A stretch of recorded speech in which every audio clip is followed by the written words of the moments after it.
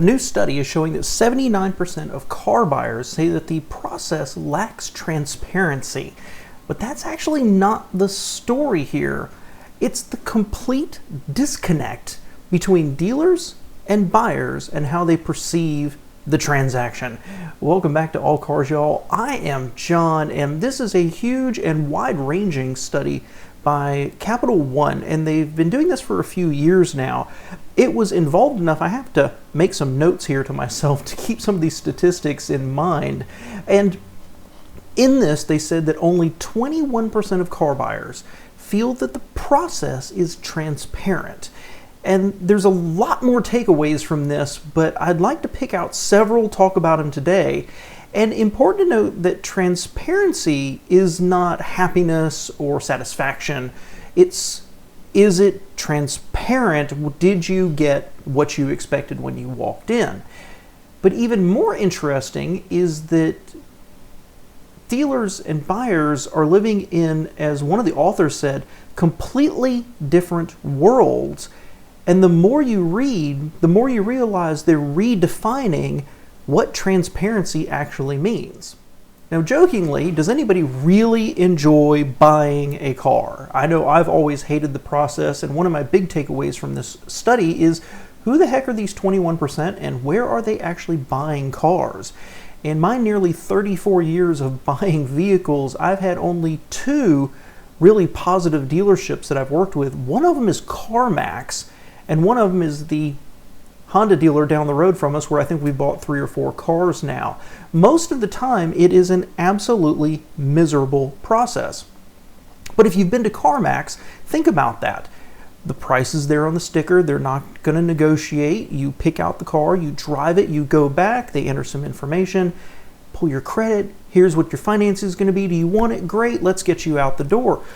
Whole thing can take less than an hour. Contrast that with what you get at a more traditional dealership, which is painful to say the least. Now, I did a video some time ago saying that I believe that the dealership model is ripe for disruption. I really, really believe that. When you look at what Tesla's doing, where people can shop online, there's very few options, there's not a lot of added on fees or etching or security stuff that's being sold with it. You pick your car, you pre-qualify through a lender, boom, your car is delivered.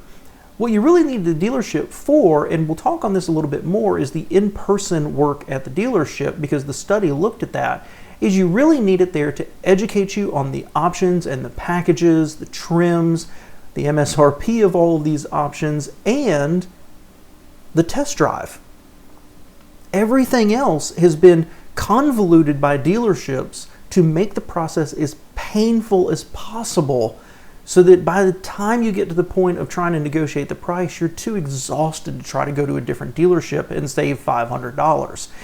In fact, I've been doing some research about dealerships and the dealership model for a video I was considering, but probably not going to pull together.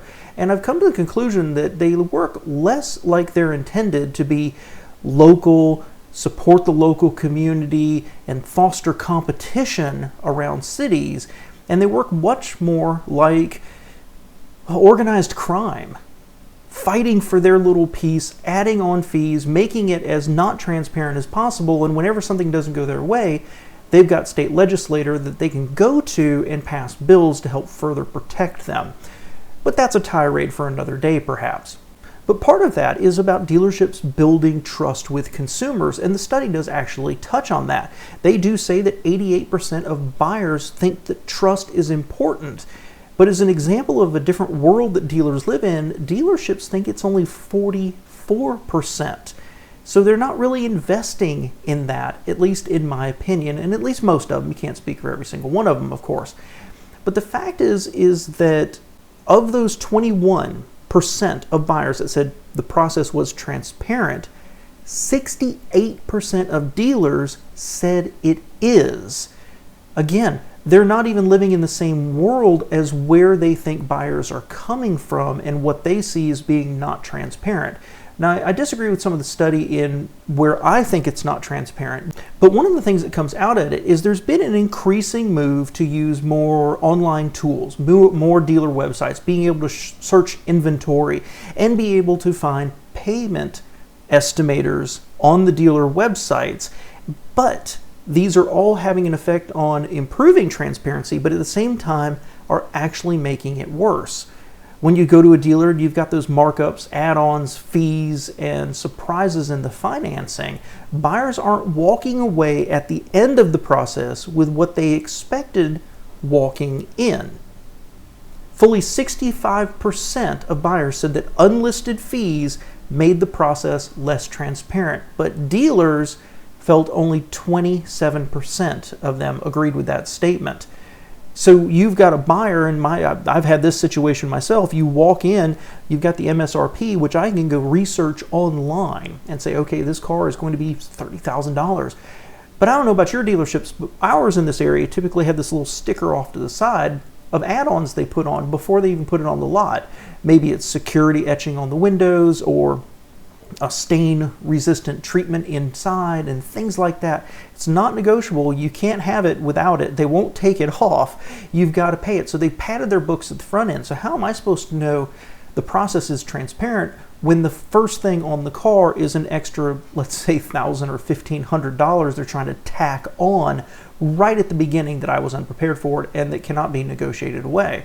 And that's before you get to arguing about the actual price of the car, trying to negotiate in a regular market where you can negotiate down. You don't know how much you can come down. If you do some research online and you say, okay, you should be able to get X number of dollars off of this car, the dealer will tell you that it's the website is just wrong, that the internet is incorrect. You don't know what their invoice is. You don't know what the holdback is. You also don't know on the other side how long that car's been sitting there, and if maybe they're a little more anxious to get rid of it, willing to negotiate. Once you navigate all of this, then you've got the financing side to deal with. Now you can get pre-qualified, and what we do is we actually go through our credit union, get pre-qualified in advance. We know an interest rate, we know how much we can afford. We walk in there with a check we can actually write, and almost every single time the dealer is able to do better and get us a better deal, which helps us at the end actually be pleasantly surprised with where a payment might end up being. But people get to that point and they're using these online estimators, and if they're estimating a credit score, an interest rate, and what a payment will be, they walk in to the finance, the F&I guy, and all of a sudden it's tens or dozens more dollars than what they were actually expecting. Every single level of this is a reduced transparency. So as you look into this even deeper, the definition of transparency comes into question in this study. Nearly 50% of the buyers say that price and financing seems fair. That's transparency. While a sizable minority, say about 47%, say that it's the description of the car and the features. Dealers, however, feel that price and information online are only 35%. So I'm a little shocked here that you've got people who say that transparency in a deal, in buying a car, is its description of the car itself and the features. The stuff you can get from the manufacturer's website or from the dealer's website in some cases. Only 50%, I'm actually surprised how low that number is, that the buyers say that price and financing. And that's what I was just talking about. It seems to be just an absolute crapshoot where the dealer can add on whatever they feel like and act like you are a captive audience, trying to keep you there just by making the process as long as possible. Now, like we were talking about, with all that in mind, third-party tools such as payment estimators have increased, and 57% of buyers and 84% of dealers say they help, but 55% of buyers and 68% of dealers agree that inaccurate financing estimates that don't match the final rates and payments make it less transparent. So very similar statistics say it's important and it helps, and it hurts when it's wrong. Well, the answer to that is to make these a little bit more involved. But it gets a little more interesting for me here because 50% of the buyers say they at least start their search online. 92% believe the test drive is important. And here's the most important thing to me. 83% of buyers are doing at least half of the buying process in person. Because of this, both losing a definition of what transparency is, or I think maybe trying to redefine what transparency is. Both buyers and dealers agree the process is less transparent than it was 2 years ago. You can see on this chart, it actually jumped up a couple years ago. And the 60% roughly of both groups are agreeing that it's the recent price fluctuations that came about with the supply chain shortages and things like that. The takeaway here is that everybody is seemingly unhappy, where the dealers don't put the emphasis where the buyers are, the buyers don't see what the dealers are really doing, and the dealers are going to be investing in tools that are only going to have a marginal impact if it's not right to begin with. All of this backs up what I said at the beginning. 50% of the people are out there, they're actually starting the process online. They're looking at payment estimators, trying to say, okay, if I'm buying this car, how much is my payment going to be if I have this much down? There's so much incorrect information, or at least it doesn't get solidified until you get to the dealership. For example, if you have a trade-in, you can go to Kelley Blue Book and say, oh, I think my car is worth $14,000, trade it in, and you get there and they're only willing to offer you 12. That's going to throw off your payment rather dramatically unless you have additional money to put down to make it up. If you're estimating that you have an excellent credit score and you're going to get a certain percent interest rate, you sit down with that F&I guy and he comes back and says, ooh, it's actually going to be this rate. All of a sudden, your payment could be $10, $20, $50 or more a month, more than you expected. Every one of these is a pain point. Every one of these is a friction point that can be reduced. And I always go back to my experience with CarMax. I'm not trying to talk them up too much because you never get a deal at CarMax. But at least it's very cut, it's very dry, and these people are willing to help in a low pressure way. This is the car, do you like it? Does it seem fair? Sure. Take the time to go look it up on your phone. Tell us what you think of the price. We're not going to negotiate on it, but at least you can go look it up and do your research in advance. Or you can do it before you ever even show up because you've got their inventory online. Once you get there to buy the car, they actually sit you down on a computer and say, here, fill in this form, here's some other information, boom, let's wait for an approval. Well, there it is. How about 8% for 60 months? Sound good? Let's sign everything.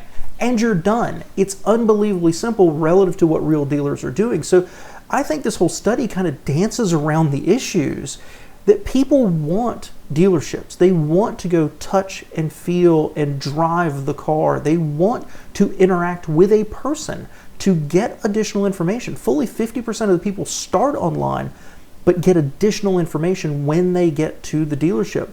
Those salesmen are valuable resources.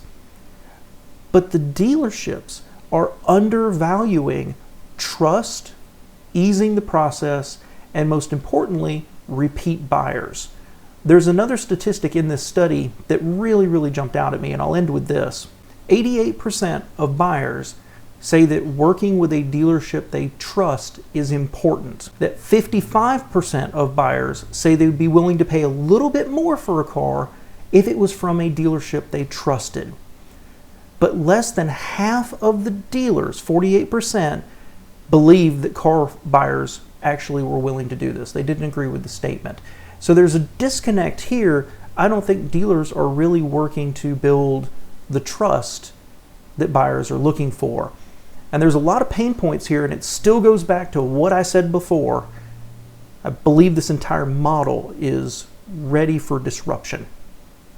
Let me know what you think below, guys.